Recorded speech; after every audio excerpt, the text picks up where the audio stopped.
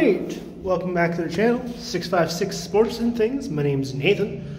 I occasionally will talk about basketball a couple times a day, sometimes less, sometimes more. It came out today that Paul George, aka Playoff P, aka Pandemic P, aka PG-13, has re-signed with the Los Angeles Clippers on a 5-year, $242 million deal.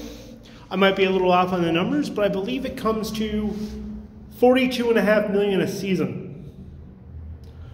I mean, if you can get the money, all the power to you.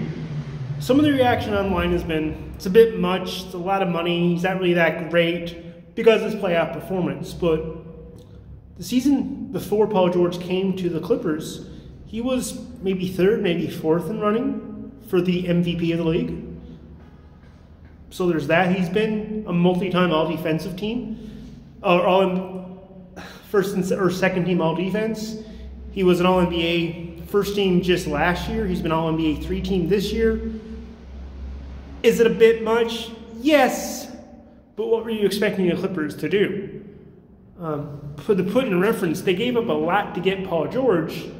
I actually think that Thanos gave up less to get the Infinity Stones than the Clippers gave up to get Paul George. So that does make sense, and it's a 5-year deal. So this should put some of the rest for Clippers fans thinking Kawhi is going next season. You just signed Paul George to a pretty big deal. Does that then take some of the stress off Clippers fans thinking, okay, Paul George is signed the rest of the season, so is Kawhi, it's a win now, we're screwed. Does that then take pressure off? Does that make it easier for Kawhi to come back? I'm not 100% sure, but I think it does give the Clippers management a little bit of wiggle room, and they don't have to go all in, per se, this year to win that title that they desperately want to win. So good for Paul George getting that money. I mean, hey, if you can get $42 million a season to play basketball, all the power to you. If someone wants to give me $42 million a season to play basketball, I'll probably end up doing it.